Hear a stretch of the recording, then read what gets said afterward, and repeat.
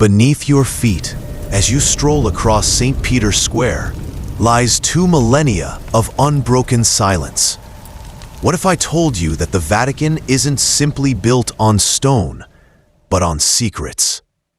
Every year, millions of pilgrims stand above one of the most enigmatic archaeological sites on Earth, never realizing that beneath the marble floors and gilded altars is a hidden world that challenges everything we believe about the beginnings of Christianity.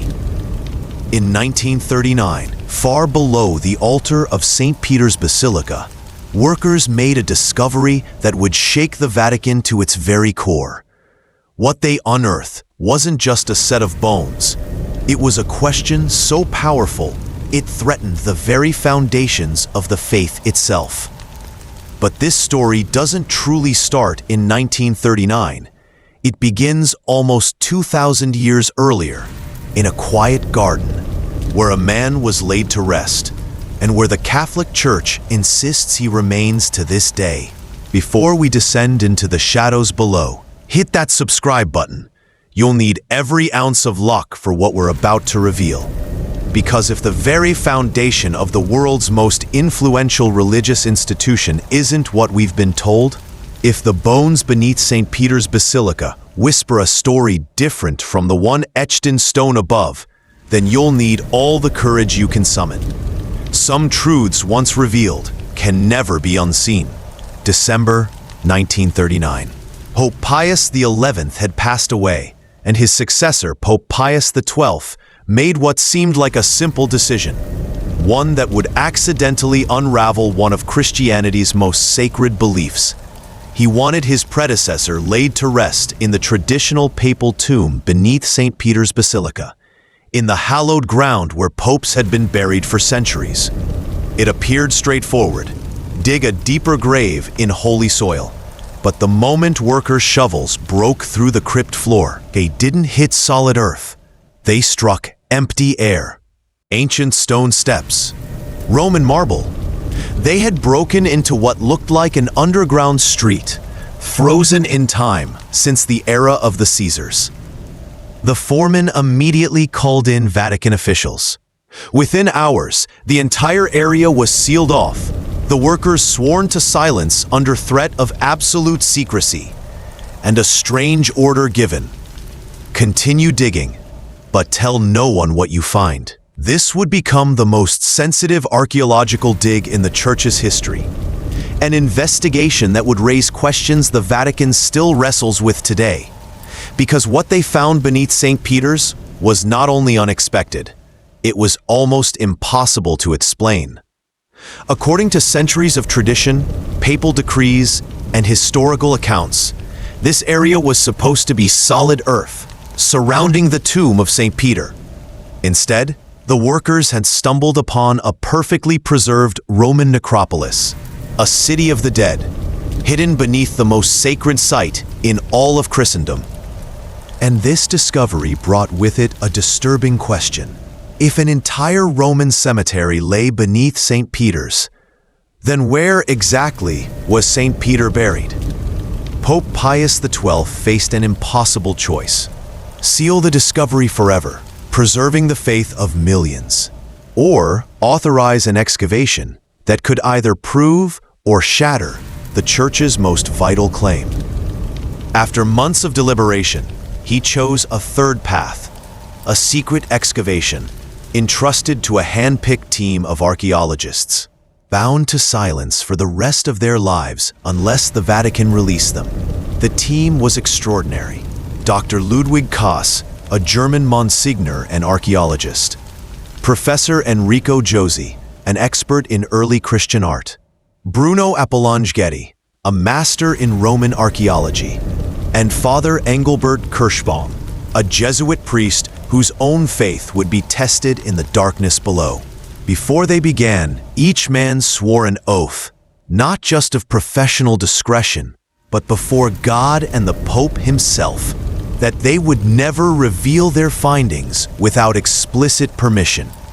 Some carried that secret to the grave. The excavation began under the cover of night, when the basilica was closed and silent. By day, millions prayed above, unaware that the very foundations of their faith were being questioned beneath their feet.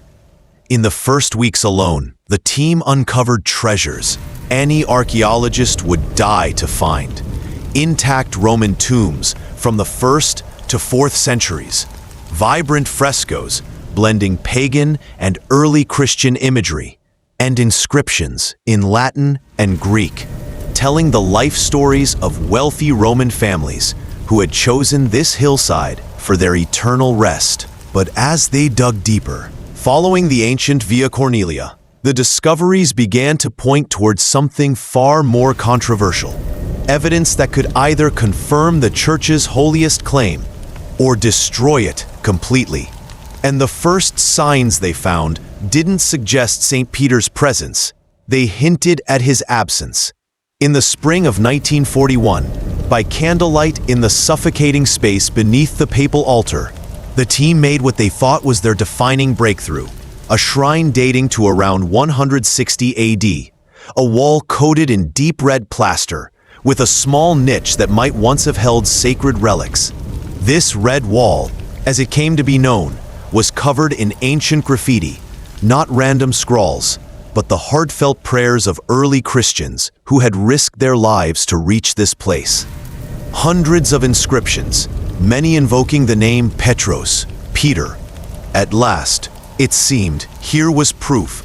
Early Christians had indeed venerated this very spot as the resting place of St. Peter. A 2nd century shrine, built above the tomb of the first pope, just as tradition had claimed. But as Father Kirschbaum carefully brushed the centuries-old inscriptions clean, he noticed something that made his blood run cold. The inscriptions on the red wall weren't just heartfelt prayers to Peter. Mixed among them were dedications to other saints, tributes to martyrs, and most unsettling of all, invocations to pagan gods and goddesses, figures who had nothing to do with Christianity. This wasn't purely a Christian shrine. It was something far more complex, a meeting point of many faiths, a spiritual crossroads where the lines between Christian devotion and pagan ritual had blurred beyond recognition. And that realization led to a question the team could no longer ignore. If this was truly the tomb of St. Peter, where, then, was St. Peter himself? With painstaking care, the archaeologists cleared away centuries of soil and debris from around the red wall.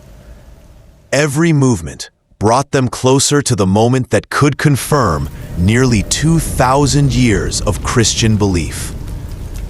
They were preparing to uncover the burial chamber of Peter, the fisherman from Galilee, the man the church called the rock upon which Christ built his church. But when the last fragments of rubble and pottery were finally removed, the team froze in disbelief. The sacred space beneath the red wall, where Peter's remains should have been lying in holy repose, was utterly empty. Not disturbed, not robbed, simply empty, as if no body had ever been placed there in the first place. Frantically, the archaeologists widened their search. They dug with precision around the shrine, sifting every handful of ancient soil, examining each bone fragment and pottery shard. But after months of relentless, methodical work, the truth became unavoidable. There was no tomb beneath the red wall. Dr. Enrico Josi, the team's expert in early Christian art, was the first to say aloud what they had all been silently dreading. What if the early Christians built a shrine here, not because Peter was buried here, but because they believed he was buried here? What if this entire tradition rests on a mistake? That question would haunt every member of the team for the rest of their lives. Because if Christianity's most sacred site had been built over an empty grave, what did that mean for a church that claimed its authority from the bones that weren't there? When the report reached Pope Pius XII, his reaction wasn't relief that the mystery had been solved. It was something closer to alarm. If Peter wasn't buried beneath St. Peter's Basilica, then the very foundation of papal authority might rest on sand instead of stone.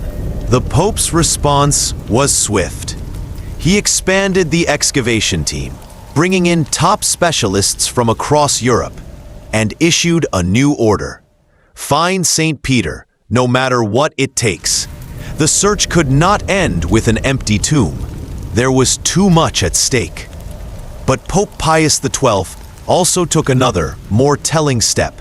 He formed a parallel commission, not to help dig, but to watch, to monitor the archaeologists. Every photograph taken underground now required approval. Every report was reviewed. Every word, every image was controlled. The Vatican had shifted from patron of discovery to censor of the truth. It became clear that the purpose of the excavation was no longer about uncovering what was true, but about finding proof for what the Church needed to be true. Ludwig Kass, the German Monsignor overseeing the dig, began to voice private doubts. In a letter, only discovered decades later, he confessed, "We came here seeking St. Peter. I fear we have found something far more disturbing, the absence of St. Peter, and the presence of a faith built upon that absence." What the team discovered next would shake the Christian world even further and reveal the extraordinary lengths the Vatican would go to protect its deepest secrets. One clue lay in the photographs. Hundreds of images had been taken during the excavation, yet only a handful were ever shown to the public. The rest vanished into the Vatican's secret archives, where they remain locked away to this day. By 1942, the search had stretched well beyond the Red Wall.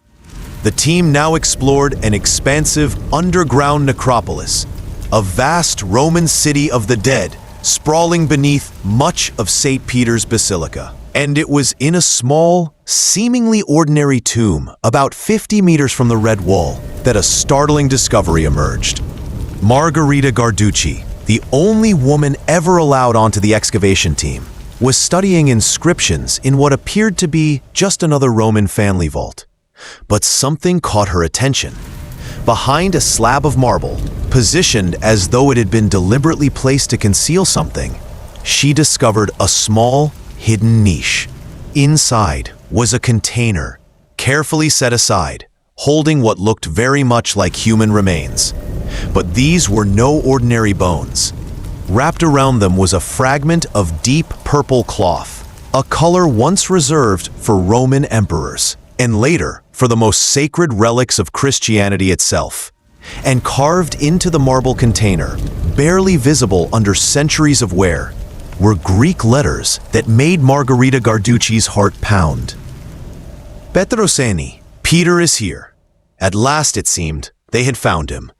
After 3 long years of digging, after the bitter disappointment of the empty space beneath the Red Wall, here was the breakthrough the Vatican had been desperate for.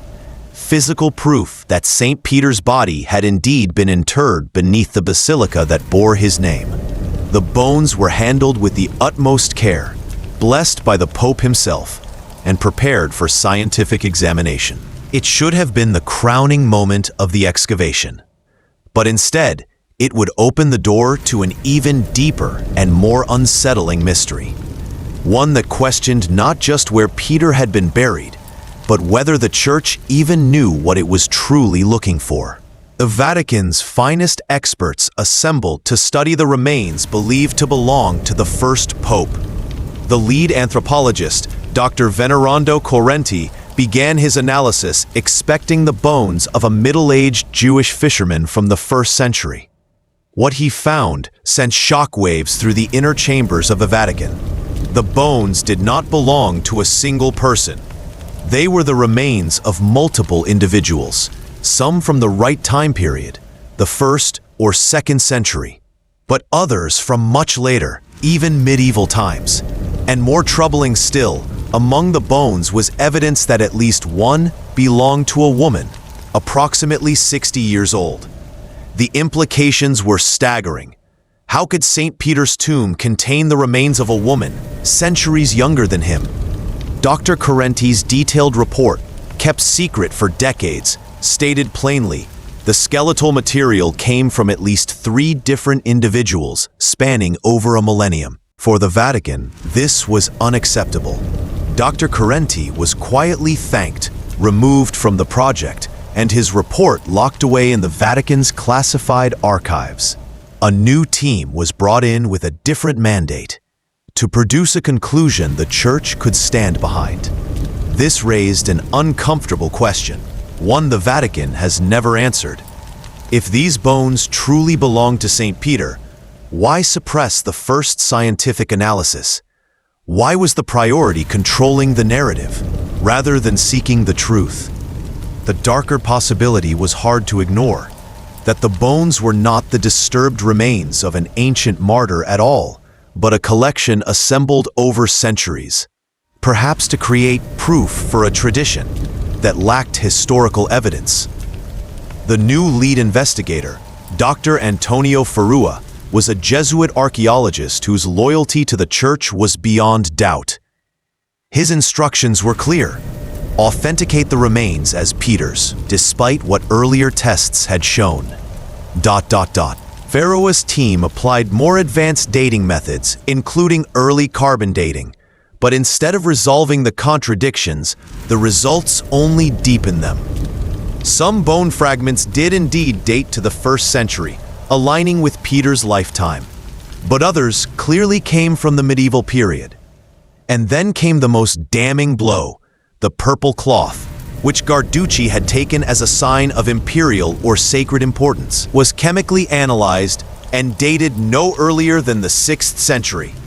That was nearly 500 years after Peter's death. Ferrua was caught between his scientific training and his vows of loyalty. His solution was subtle but telling. In his official report, he ignored the medieval bones and the late-dated cloth entirely. He focused only on the oldest fragments and concluded that, while later additions existed, the core remains could still plausibly belong to St. Peter. But the consequences for dissent were clear.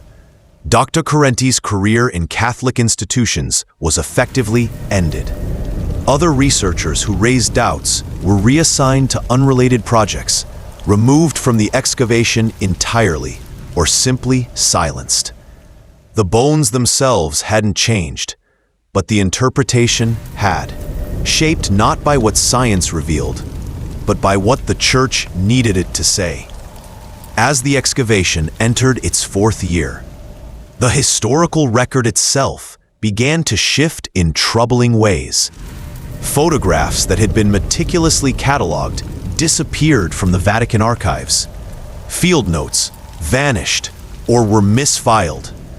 And perhaps most telling of all, members of the original team began backing away from their earlier conclusions. Dr. Bruno Apollon-Getty, once one of the most enthusiastic defenders of the find, suddenly began expressing doubts, casting a shadow over the very discovery the Vatican had tried to cement as fact.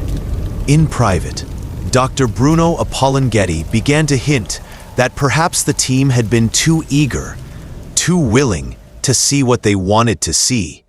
When pressed for details, he would only allude to certain administrative decisions that had influenced how the evidence should be interpreted. Meanwhile, Margherita Garducci, the very person who had discovered the bone repository, found herself increasingly pushed to the margins. Her requests to investigate other areas of the necropolis were quietly denied.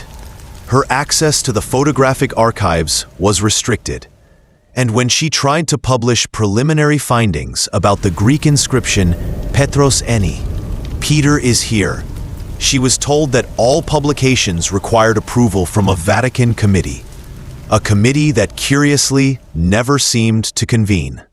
The missing documentation wasn't limited to the current excavation. The team had also been tasked with reviewing historical records, tracing medieval references to Peter's burial site. But many of those manuscripts were mysteriously absent from the Vatican library, and in others, entire sections appeared to have been deliberately removed. Father Engelbert Kirschbaum, the Jesuit priest on the team, confided his unease in a private journal. "We began this excavation seeking truth. I fear we have become participants in its concealment. The question is no longer what we found beneath St. Peter's, but what we have been instructed to stop looking for." Those who later retracted their earlier statements didn't do so because new evidence had emerged. They did so because it had been made unmistakably clear. Some conclusions were acceptable to the Church, others were not. What had begun as an archaeological mission had morphed into something else entirely. A careful construction of a narrative the Vatican could not afford to lose. By 1950, more than a decade had passed since the first shovels broke through the crypt floor. Pressure was building on the Vatican to say something. Whispers were circulating in archaeological circles about a secret dig beneath St. Peter's. Questions were growing louder. Why would the Church hide what should be the most important discovery in Christian history? Pope Pius XII responded with a carefully measured public statement. He confirmed that excavations had taken place beneath the Basilica. Yes, there had been interesting finds, but he stopped short, very short, of claiming St. Peter's tomb had been found. Had things ended there, perhaps the mystery would have remained buried. But Pius XII died in 1958, and his successor, Pope John XXIII, faced a very different atmosphere. The Second Vatican Council had begun, ushering in an era of calls for greater openness. The pressure to release the findings grew. It was Pope Paul VI, elected in 1963, who made the decision that would permanently shape how the world remembered the excavation. On June 26, 1968, to a packed St. Peter's Square, Paul VI made his dramatic proclamation. The bones of St. Peter had been definitively identified and were now resting beneath the Basilica. The relics of St. Peter, he told the jubilant crowd, have been identified in a manner which we believe convincing. The square erupted in celebration. Newspapers across the globe blazed with headlines. Modern science had confirmed ancient faith. But among archaeologists, the reaction was far less euphoric. Margherita Guarducci, excluded from the final phase of analysis, publicly challenged the Pope's conclusion. Dr. Antonio Ferrua, who had led the second examination of the bones, cautiously stated that while the remains could be Peter's, there was no definitive proof. Most telling of all, several key members of the original team said nothing. Their silence spoke volumes. Why had the Vatican declared victory in 1968 despite so much contradictory evidence? The answer had less to do with what had been found and more to do with what the Church needed. By then, Catholic doctrine was under pressure from multiple fronts. Biblical scholars were questioning long-held traditions. The discovery of the Dead Sea Scrolls was stirring new debates about Christian origins. The Church needed a public triumph, a tangible, unifying symbol. Paul VI's declaration wasn't driven by new archaeological breakthroughs. It was a decision to interpret existing ambiguous evidence in the way that best served the institution. To fully understand how the excavation beneath St. Peter's became so controversial, we must go back almost 1,700 years, to a moment when Christianity was transformed from a persecuted faith into the official religion of the Roman Empire. Because the story of Peter's burial site begins not with Peter himself, but with Emperor Constantine and a political calculation that would alter the course of Christian history forever. In 312 AD, Constantine emerged victorious from the Battle of the Milvian Bridge. He credited his triumph to the Christian God. Whether his conversion was one of genuine faith or clever strategy remains debated to this day. But its consequences were immediate and profound. Within a decade of his conversion, Constantine had not only legalized Christianity, but had launched an ambitious program of church building, laying the physical foundations for the faith's future dominance. One of his boldest projects was the construction of a grand basilica over what was claimed to be the burial site of St. Peter. But here's where the story begins to unravel. There is no contemporary evidence, none, that Christians in the early 4th century actually knew where St. Peter was buried. The tradition placing his death and burial in Rome comes from sources written much later, and even those accounts contradict one another about the exact location. Constantine chose to build his basilica on Vatican Hill, a site that demanded enormous engineering feats. Entire sections of the hillside had to be cut away. Ancient Roman tombs were destroyed.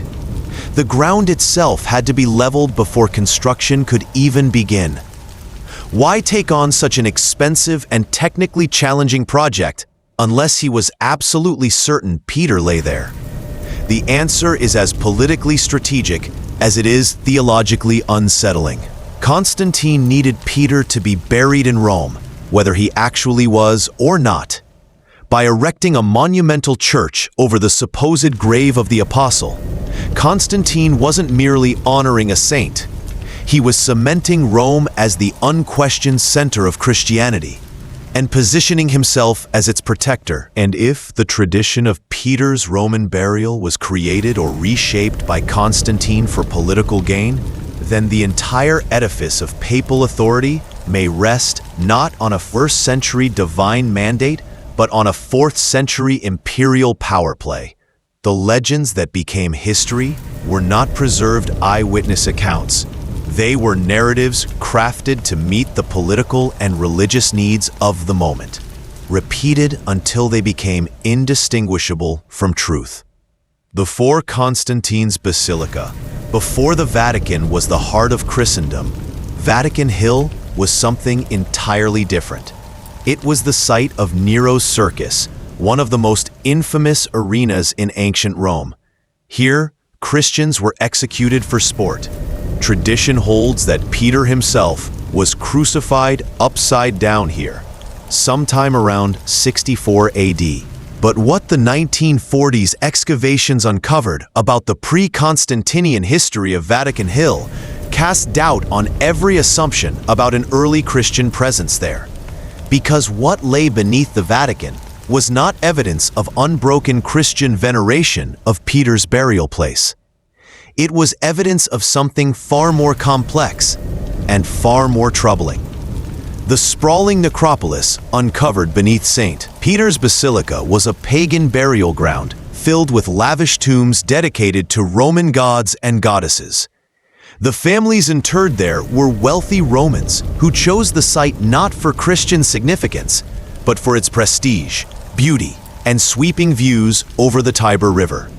Among the pagan tombs, archaeologists did find scattered traces of Christian burials, but these were clearly later additions, dating to the 3rd and 4th centuries. Christians had chosen to be buried there not because Peter's body lay beneath, but because they believed or had been told that it did. The problem? Those Christian burials took place centuries after Peter's supposed death in 64 AD. Worse still, the excavations revealed that the ground had been disturbed repeatedly before Constantine's builders arrived. Grave robbing was rampant in ancient Rome, and Vatican Hill bore unmistakable scars of centuries of tomb raiding. If Peter had been buried there in the 1st century, his bones could have been scattered or stolen long before Constantine ever laid the foundation stone for his basilica. The blood-soaked earth that became holy ground tells not a story of Christian triumph, but of Christian mythology layered over a pagan landscape. The Vatican, it seems, was not built over the verified grave of its most important saint, but over a hillside where Romans had been burying their dead for centuries, and where Christians eventually chose to believe Peter was buried. One of the most enduring symbols of papal authority is the fisherman's ring, worn by every pope since at least the 13th century. It bears an image of Peter in a boat, casting his net, symbolizing the Pope's role as the successor to Peter the fisherman. But the fisherman motif is not uniquely Christian.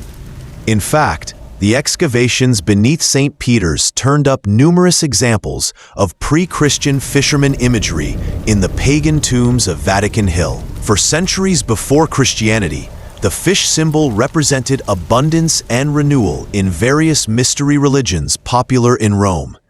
Mithras, the god whose cult was favored among Roman soldiers, was often depicted with fish symbolism. And in the cult of the Great Mother, Cybele, the fish was a sign of fertility and rebirth. Her followers practiced death and resurrection rituals that bore eerie similarities to Christian sacraments. Even more unsettling, Dr. Garducci's study of the graffiti on the red wall revealed that early Christians at the site were not praying exclusively to Peter. They were using symbols and language lifted directly from older mystery religions.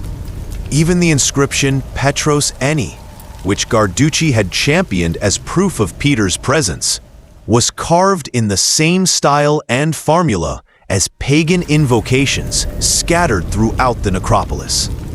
The imagery fit into a much older pattern.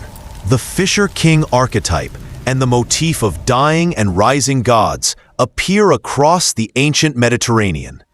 From Egypt's Osiris to the sacred fish kings of Celtic myth, the themes predate Christianity by centuries. The Christian adoption of these symbols wasn't unique, nor was it divinely unprecedented. It was religious syncretism, a blending of familiar elements from older traditions, designed to make the new faith recognizable and acceptable to pagan converts. But this leads to a deeply unsettling question.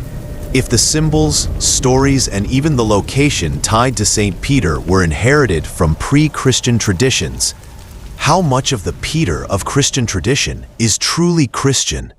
And why does the Vatican Library still refuse scholars open access to study the archaeological evidence of these parallels, preserved in the soil beneath St. Peter's Basilica?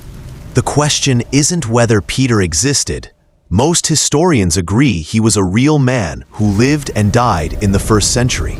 The question is whether the Peter we know today bears any resemblance to that historical figure, or whether he has been reshaped into something else entirely. A Christian incarnation of far older archetypes, polished to serve the needs of the emerging church. To grasp how the bones beneath St. Peter's Basilica became such a vortex of controversy, we must turn to one of the most troubling chapters in medieval church history: the organized manufacture and trade of false relics. By the Middle Ages, the cult of relics had gripped Europe. Every church needed the bones of a saint to consecrate its altar. Every monastery needed sacred remains to draw pilgrims and their donations. But there was a glaring problem: supply. There were thousands of churches across Europe, but only a limited number of saints who had lived, died, and left behind verifiable remains. The solution was as cynical as it was profitable: mass production of saints' bones. Professional relic dealers scoured ancient cemeteries, especially in and around Rome, digging up pagan burials and rebranding the bones as Christian relics. A forged document here, a well-told legend there, and an anonymous Roman skeleton could become Saint Stephen, Saint Lawrence, or even one of the apostles. The trade was ruthlessly systematic. Dealers bought entire ancient graveyards, sorted bones by age and condition, and matched them to saints whose lives and deaths could plausibly fit. The finest specimens, weathered, ancient-looking, were assigned to the most revered saints. Lesser bones went to minor saints or local martyrs whose legends were flexible enough to accommodate the new find. The profits were staggering. A single finger bone of St. Peter could finance the building of a cathedral. A rib of St. Paul could secure the wealth of a monastery for generations. The Vatican didn't merely know about this trade, it regulated it.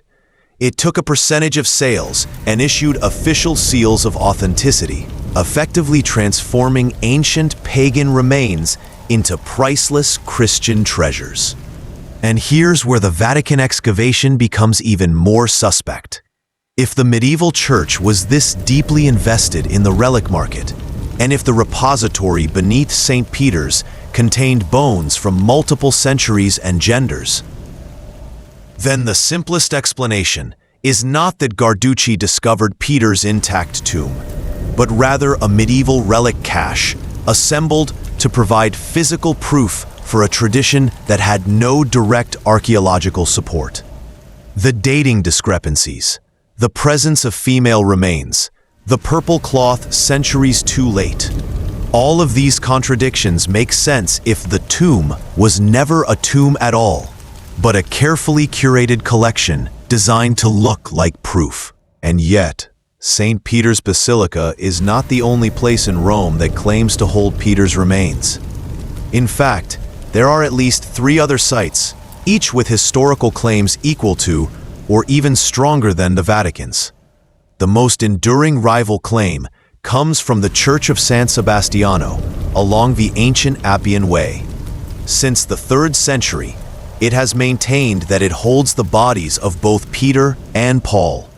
Unlike the Vatican, San Sebastiano's claim is backed by continuous documentary evidence, including 3rd century inscriptions that plainly state, "Here lie Peter and Paul."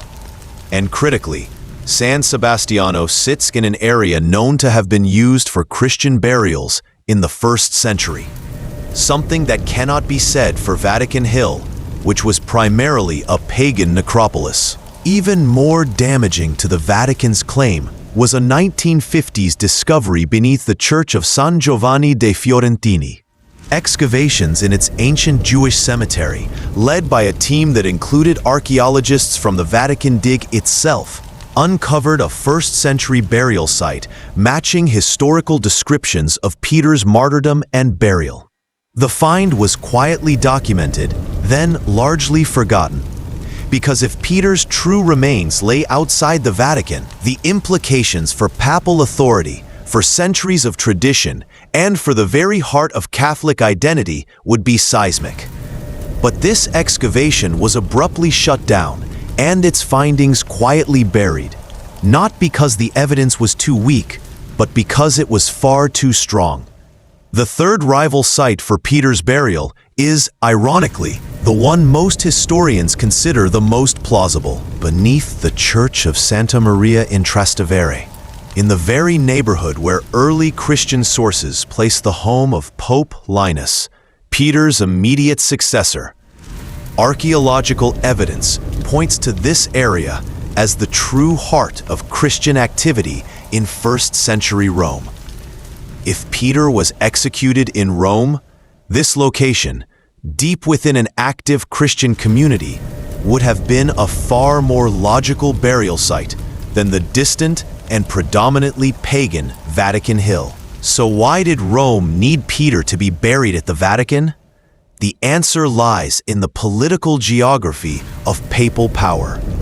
The Vatican Hill location allowed the church to plant its headquarters directly above the claimed grave of its founder, creating a physical and symbolic epicenter of authority. From here, papal power radiated outward, unchallengeable, both in stone and in legend. If Peter's body lay elsewhere, the Bishop of Rome might be just another Christian leader. But if Peter's remains rested beneath the papal throne itself, then the Pope became the literal inheritor of apostolic authority. The Church's refusal to investigate competing claims isn't a matter of archaeology, it's a matter of survival.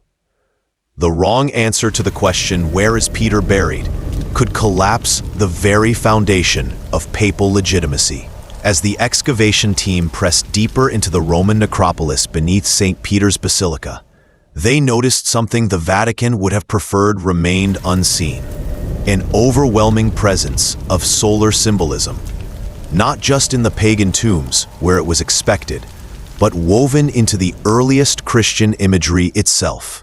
One mosaic of Christ in a first-generation Christian tomb beneath the Vatican doesn't depict the suffering servant familiar from later Christian art.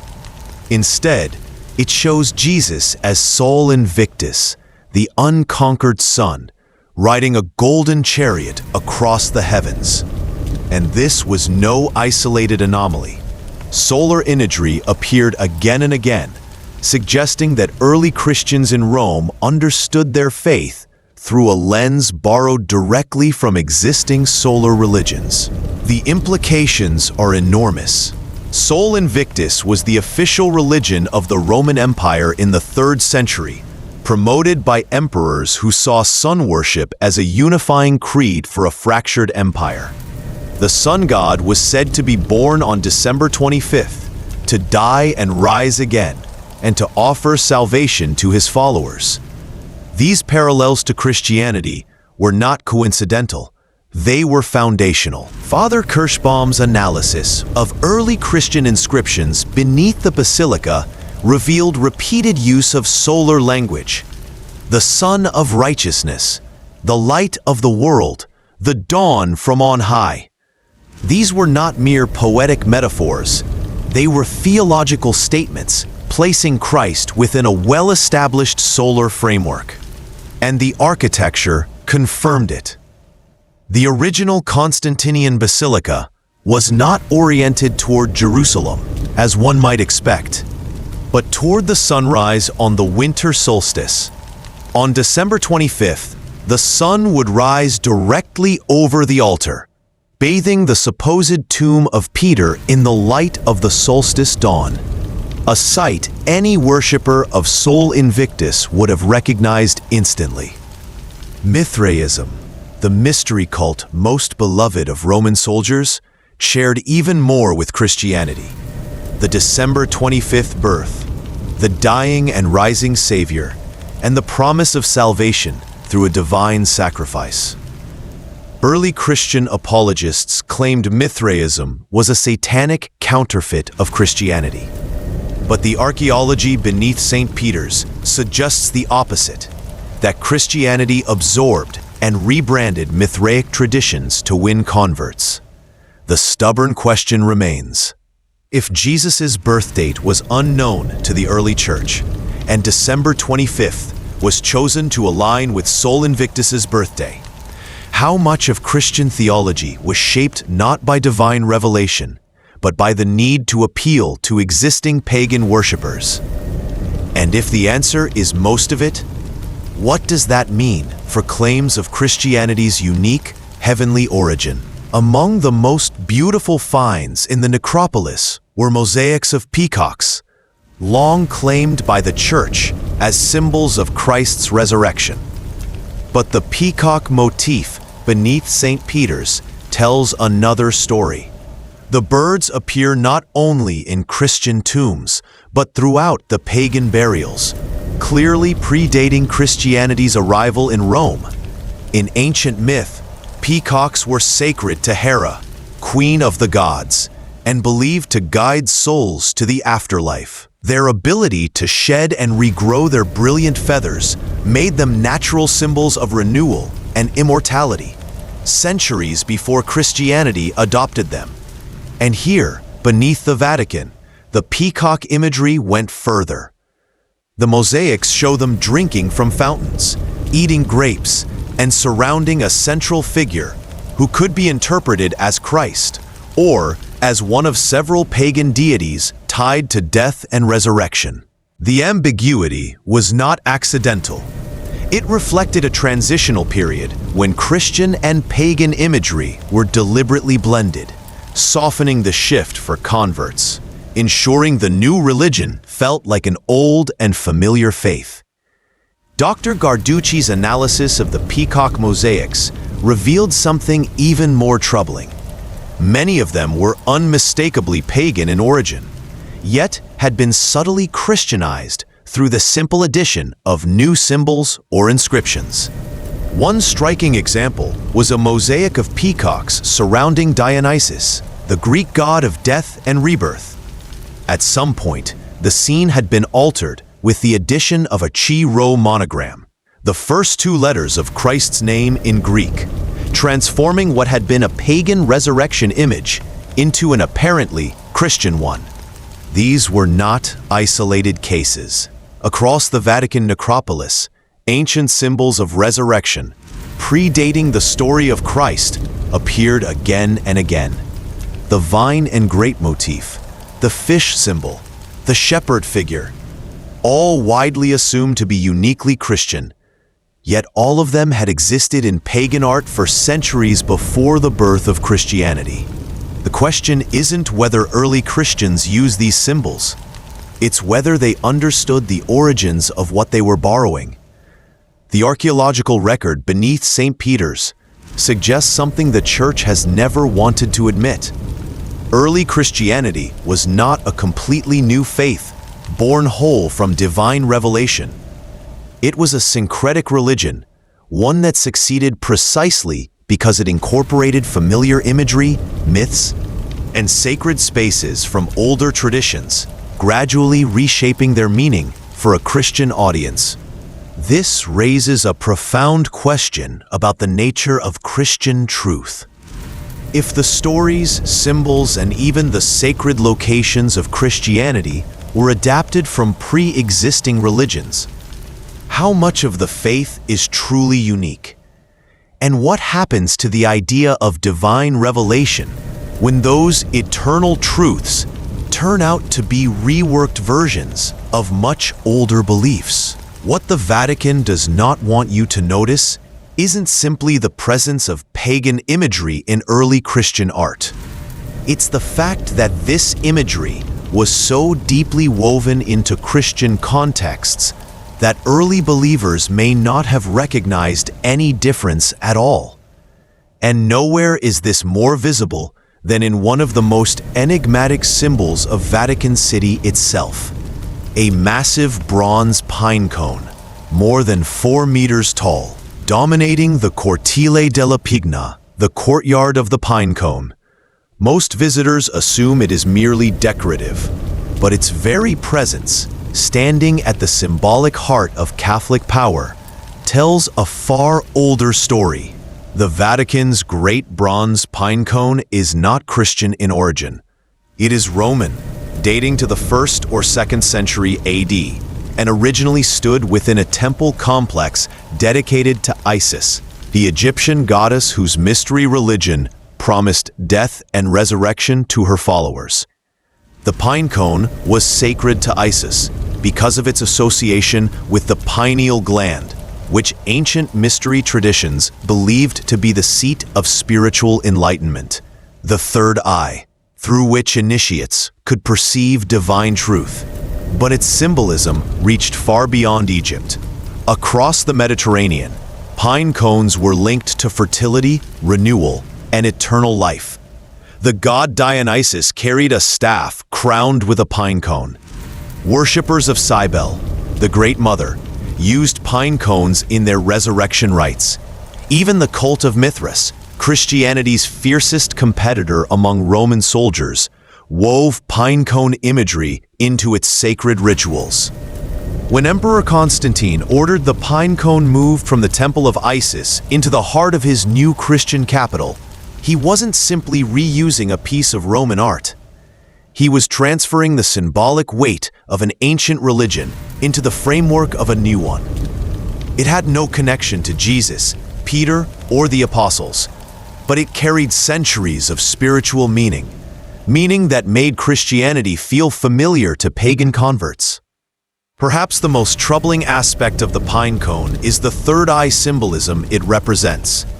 Ancient mystery religions taught that true enlightenment came through activating this inner vision, the pineal gland, which allowed initiates to experience direct knowledge of divine reality. By its own theology, Christianity, with its emphasis on faith in revealed truth rather than personal mystical experience, should have rejected such ideas outright. Yet the Church preserved the symbol, enshrined it, and placed it prominently at the heart of its power. This suggests something profound: that early Christian leaders saw the value in adopting spiritual technologies from competing faiths, even if those ideas contradicted official doctrine. The colossal pine cone in Vatican City is not just an artifact of antiquity. It is evidence, standing in plain sight, of Christianity's willingness to absorb and transform the sacred language of older religions, rather than erase them. And its prominent, unhidden placement serves as a silent truth that these pre-Christian elements are not relics of a forgotten past. They are still part of the Church's living symbolic vocabulary today. Standing at the very heart of St. Peter's Square, directly before the basilica that claims to hold the tomb of Christianity's first pope, is a monument that has absolutely nothing to do with Christianity. A 25-meter-tall Egyptian obelisk dedicated to the sun god Ra. Its presence in the symbolic center of Catholic power is no accident.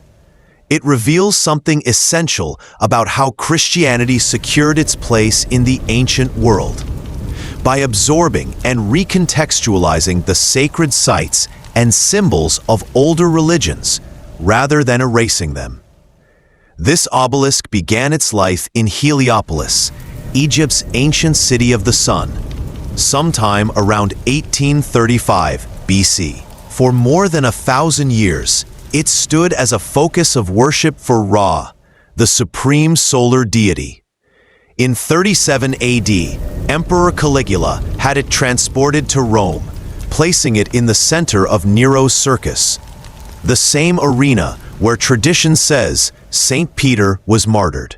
When Constantine constructed his basilica over the supposed burial site of Peter, he left the obelisk exactly where it was. It has remained in Vatican territory ever since. But its role in ancient sun worship presents a problem the Church has never truly addressed. The hieroglyphs etched into its surface are not mere decoration. They are prayers to Ra, invocations of solar divinity, and affirmations of the sun god's supreme power. These inscriptions still proclaim their original meaning today, even as they stand in the epicenter of Christian worship. In 1586, Pope Sixtus V ordered the obelisk moved to its current location at the center of St. Peter's Square. To purify it, he performed a solemn blessing, consecrating it to Christ. But he did not erase or alter the pagan inscriptions. Instead, he layered Christian symbols over their surface, creating a hybrid monument that honors both Christ and Ra. The theological implications are staggering. Every year, millions of Christians gather in this square to hear the Pope speak, to receive blessings, to celebrate holy days, circling a monument that still bears the prayers of an ancient sun cult. Why didn't Christian Rome destroy such a pagan object? The answer is simple and revealing. Symbols carry power regardless of their origin. The Church preserved the obelisk because of its pagan roots, not in spite of them. It remains in plain sight, a permanent reminder that Christianity's triumph came not from replacing paganism, but from absorbing it wholesale. The world's most sacred Christian site was literally built around and upon symbols of solar worship. But the obelisk is only the beginning. Deep within Vatican City, far from the public eye, lies one of the most secretive repositories on Earth, the Vatican Secret Archives, renamed in 2019 to the more neutral-sounding Vatican Apostolic Archives. Though its aura of mystery remains. Inside are over 80 kilometers of shelving, containing nearly 2,000 years of documents. Officially, it is a record of Church history. Unofficially, It is also a vault for information that could shake the foundations of Christian belief. Among the archive's most guarded treasures are early Christian writings that present versions of Peter's life and death that diverge sharply from the Vatican's official story. Some claim Peter was martyred in Jerusalem, not Rome. Others suggest he never set foot in Rome at all. These alternative accounts have been known to Vatican scholars for centuries, yet they have never been made available to independent researchers. The late Dr. Antonio Martini, a veteran archivist who worked in the vaults for over 30 years before his death in 1995, left behind private notes that hint at the extent of what has been withheld. According to Martini, the archives contain at least a dozen documents from the 2nd and 3rd centuries that explicitly contradict the Roman tradition of Peter's martyrdom and burial. These include letters from early Christian communities placing Peter's death in locations far from Rome, martyrdom accounts describing events incompatible with the Vatican narrative, theological treatises questioning whether Peter ever held the supreme authority later claimed by the papacy. But perhaps the most explosive material concerns not Peter's life, but the deliberate crafting of his legend. Martini's notes refer to papal correspondence from the 4th and 5th centuries that openly discuss the necessity of establishing Peter's presence in Rome, not because the evidence supported it, but because it was politically essential. These classified letters, still locked away, appear to show early church leaders actively promoting a tradition they knew to be historically questionable, because that tradition reinforced the church's claim to unique authority. The books that challenge the Peter narrative are not limited to ancient scrolls and manuscripts. Deep in the Vatican library are the research notes and unpublished works of scholars who, over the centuries, have dared to investigate the Peter tradition in detail. Many of them reached conclusions that ran directly against official church teaching. Their work was not publicly debated or refuted. It was simply locked away. These manuscripts remain in the archives, accessible only to a select few researchers who must first agree, in writing, never to publish anything that contradicts Catholic doctrine. The scholars who disappear after such discoveries do not vanish in a dramatic cloak and dagger fashion. Their exile is quieter and far more effective. Their access to Vatican resources is revoked. Invitations to conferences dry up. Academic posts are quietly terminated. Careers end not with scandal, but with silence. The Church has no need for overt persecution when it can achieve the same result through institutional pressure and professional isolation. The Vatican's strict control over who can access these materials and under what conditions reveals an uncomfortable truth about the relationship between faith and historical evidence. The Church claims to welcome scholarly study of its origins, but only when the conclusions reinforce the official narrative. When research threatens a core belief, like Peter's Roman martyrdom and burial, access is cut off and inconvenient findings are suppressed. And after decades of excavation, analysis, and papal proclamations, we are left with a question that cuts to the heart of Catholic authority. What if Peter never came to Rome? This isn't wild speculation. It is a conclusion supported by a growing body of serious scholarship, research the Vatican has spent immense effort trying to dismiss or bury. The historians who doubt the traditional narrative are not fringe theorists. They are respected academics working with the earliest and most reliable sources available. The New Testament itself offers no direct evidence that Peter ever set foot in Rome. The Acts of the Apostles, which details the early spread of Christianity, makes no mention of Peter founding the Roman Church or dying there. Paul's letter to the Romans, addressed to the Christian community in Rome, never mentions Peter at all. A glaring omission if Peter was indeed its founder and leader. The earliest written reference that even hints at Peter's martyrdom in Rome comes from Clement of Rome, around 96 AD. But Clement's account is vague, offering neither a precise location nor details of the event. The familiar story of Peter's upside-down crucifixion in Nero's circus? That does not appear in writing until the 2nd century, nearly 100 years after the supposed execution. Perhaps most damaging to the tradition is the complete silence in early Christian writings about any Roman burial site for Peter. If such a tomb had existed and been known, it would have been a natural focal point for pilgrimages, veneration, or commemoration. Instead, the first clear references to Peter's tomb in Rome do not appear until the 4th century, suspiciously close to the time Constantine began planning the Basilica. This is how faith becomes fact through repetition. A possibility suggested by one generation becomes a probability in the next. A probability repeated often enough hardens into historical certainty for the generation after that.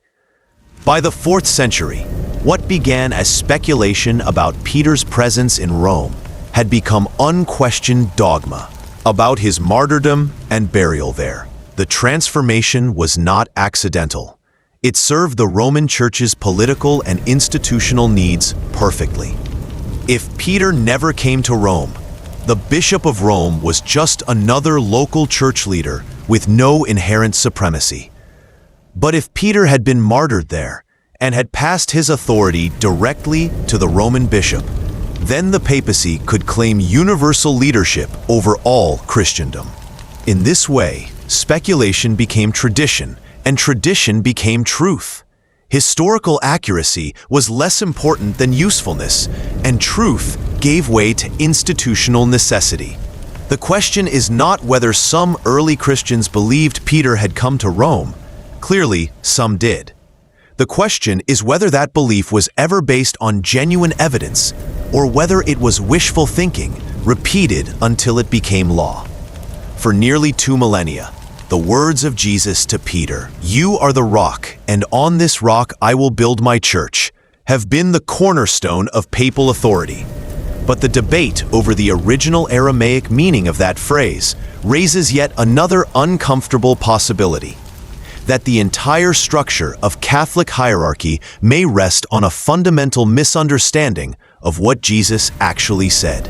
Inside St. Peter's Basilica, etched into the great frieze that crowns the nave, are the Latin words that have been used for centuries to justify the Pope's supreme authority over all Christians. Tu es Petrus, et super hanc Petrum edificabo ecclesiam meum.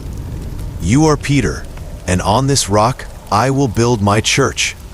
But these are not the exact words Jesus would have spoken. Jesus spoke in Aramaic, and in that language there are 2 distinct terms: Kepha, meaning a large rock or boulder; Evna, meaning a small stone or pebble. Most Aramaic scholars believe that Jesus called Simon Kepha, the stone, perhaps as a play on his stubborn, hard-headed personality. But when Jesus spoke of the rock on which his church would be built, he likely used Evna, referring not to Peter himself, but to Peter's confession of faith. This distinction matters. If Jesus was making a deliberate pun, calling Peter a stone, while saying the church would be founded on the little stone of faith, then the verse is not about granting Peter supreme authority at all. It is about the primacy of faith over individual leadership. But when the Gospel of Matthew was translated into Greek decades later, that nuance disappeared. Greek has only one word for rock: Petra. The translator had to choose, and the choice to equate Peter with the rock created an impression of identity between the man and the foundation of the church, a link that may not have existed in Jesus's original words. If this interpretation is correct, the entire Catholic understanding of papal authority rests on a translation decision, not a divine mandate. The implications are staggering. If Jesus never granted Peter unique authority over the other apostles, then there was no special power for Peter to pass on to a successor. And if Peter never even came to Rome, then the Bishop of Rome inherited no apostolic authority at all. In other words, 2,000 years of papal hierarchy could be built not on rock, but on sand.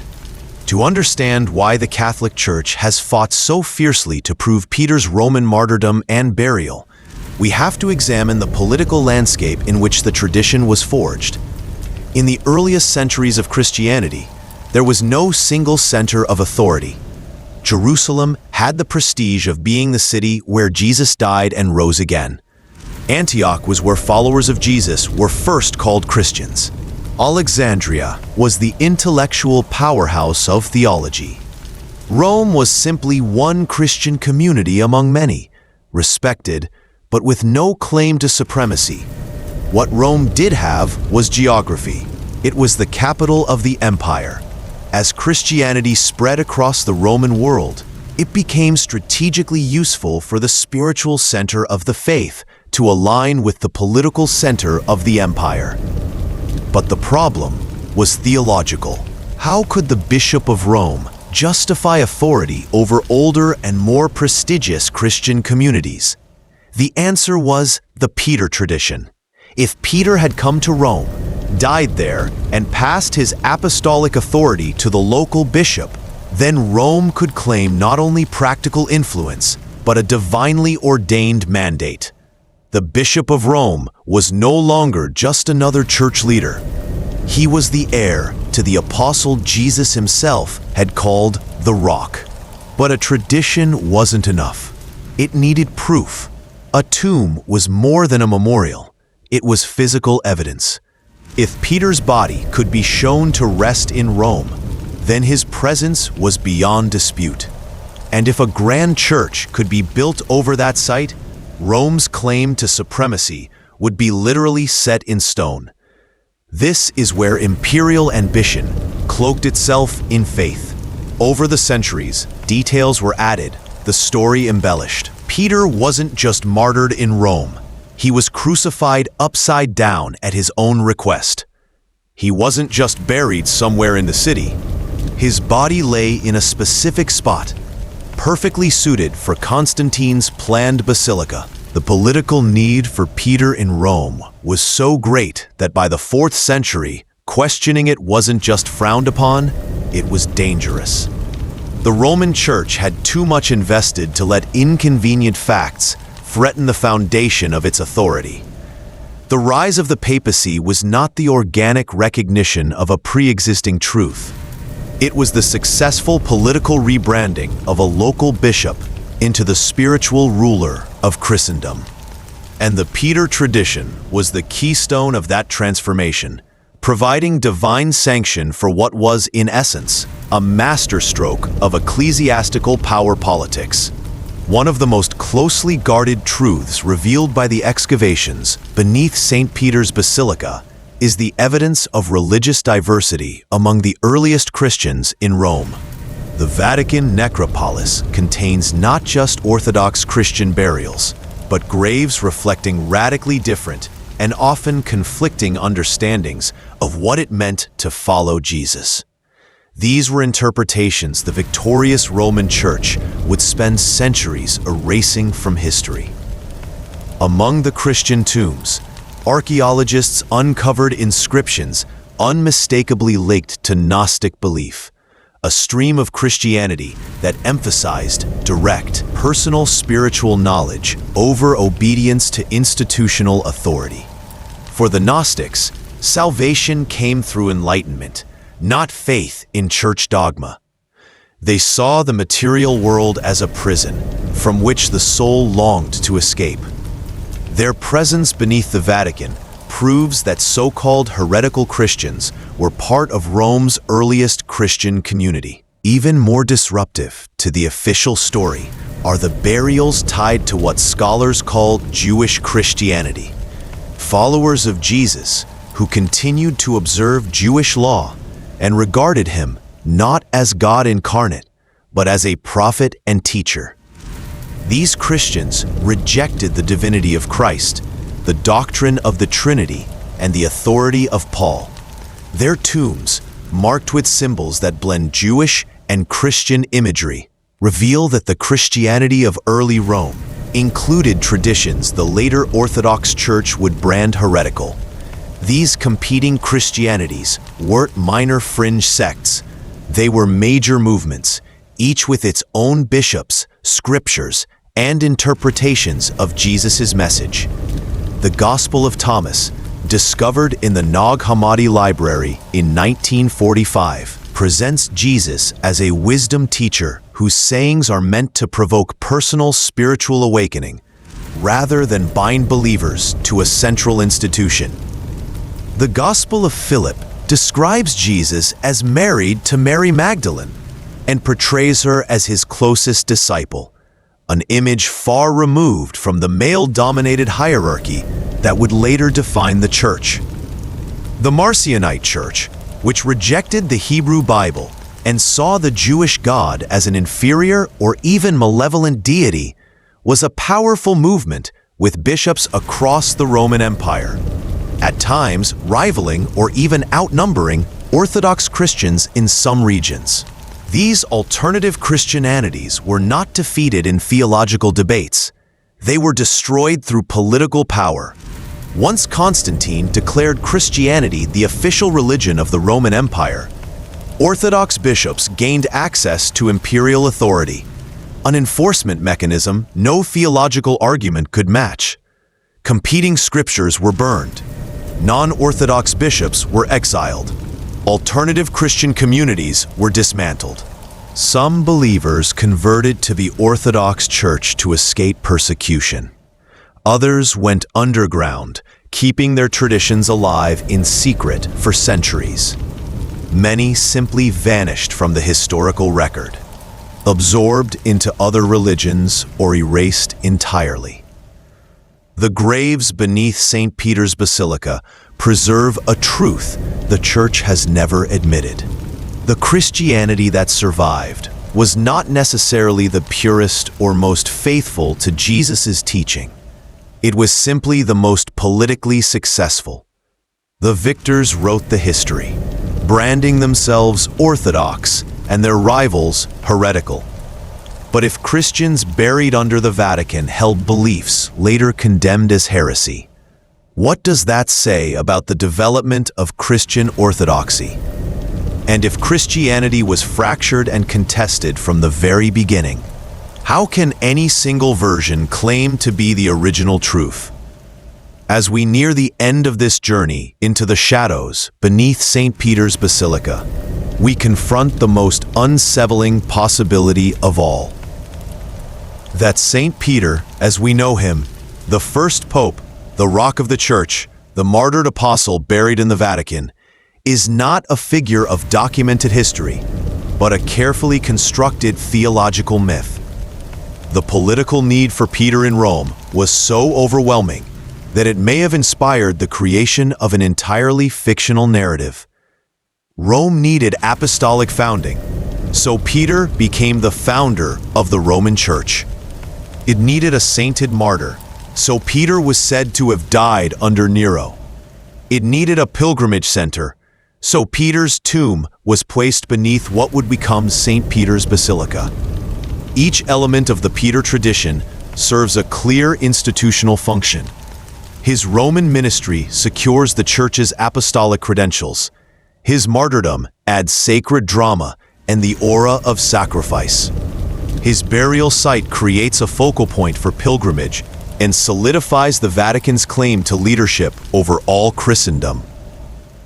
But strip away the political necessity, and what's left? A fisherman from Galilee, a disciple of Jesus, a man who may or may not have traveled far after his teacher's death, a man whose final years and fate remain lost to history. Everything else, the Roman ministry, the upside-down crucifixion, the burial beneath the Vatican, appears to be later additions, carefully shaped to meet the needs of a growing institution. The manufacturing of a saint was not unique to Peter. It was a standard practice in the early church. Local communities would claim the burial sites of unknown individuals as belonging to apostles or martyrs, instantly transforming them into centers of pilgrimage and sources of religious authority. With each retelling, the stories became more elaborate until legend blurred into history and fiction became indistinguishable from fact. The Peter tradition is a perfect case study in how faith becomes fact through repetition. What began as speculation about Peter's possible presence in Rome became certainty about his martyrdom there. What started as hope that his remains might one day be found became conviction that they had been found. What originated as theological necessity hardened into historical fact through the steady drumbeat of repetition. The process exposes an uncomfortable truth. The Church's commitment to the Peter tradition is not based on evidence. It is based on institutional need. Peter must be buried beneath St. Peter's Basilica, not because the facts demand it, but because Catholicism's authority structure requires it.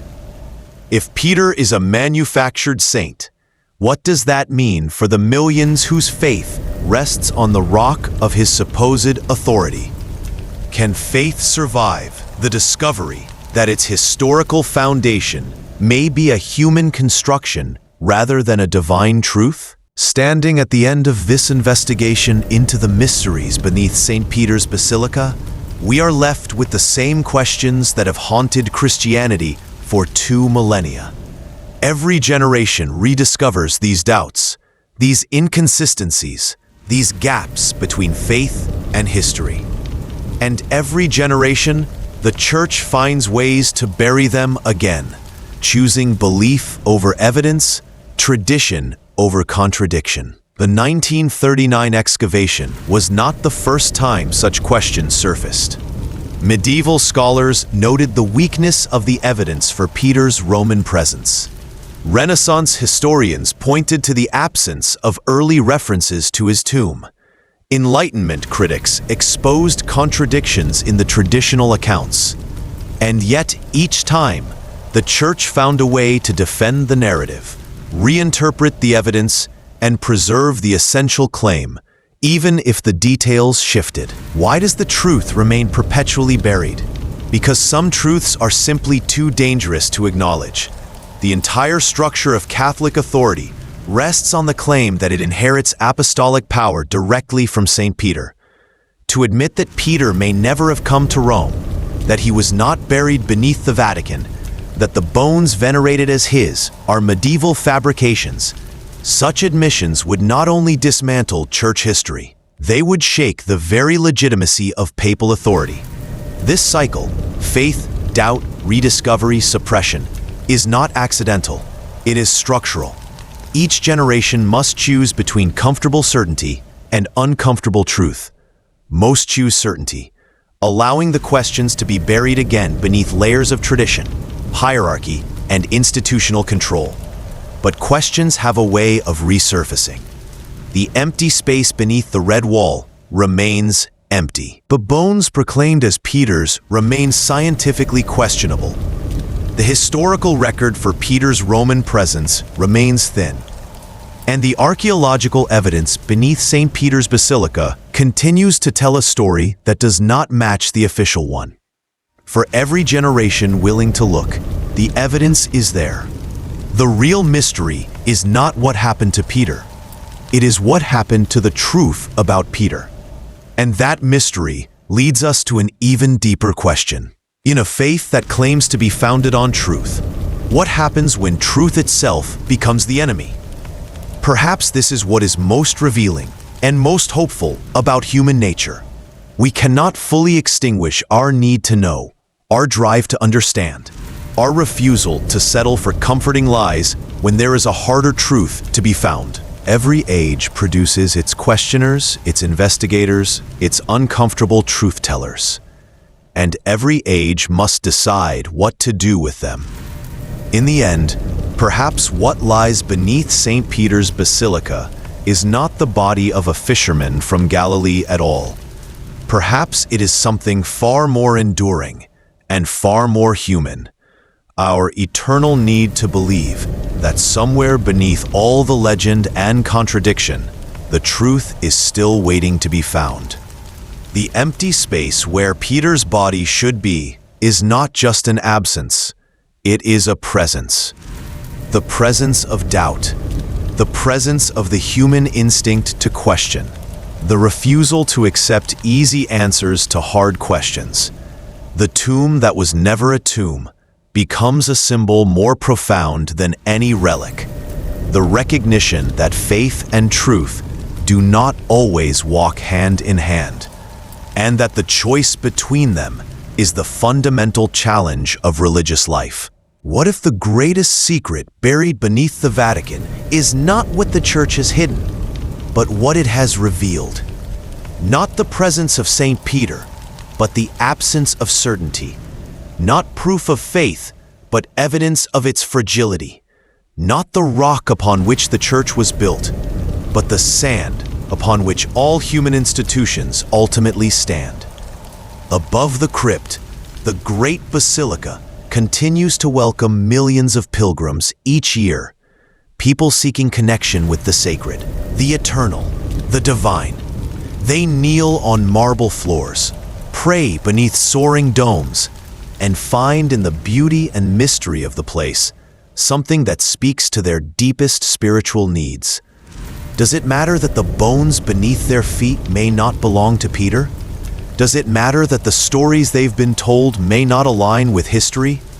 Does it matter that the faith they've inherited may rest on a human construction rather than a divine revelation? Perhaps the answer depends on what we mean by truth. If truth is strict correspondence to historical fact, then the mysteries beneath St. Peter's Basilica are deeply troubling.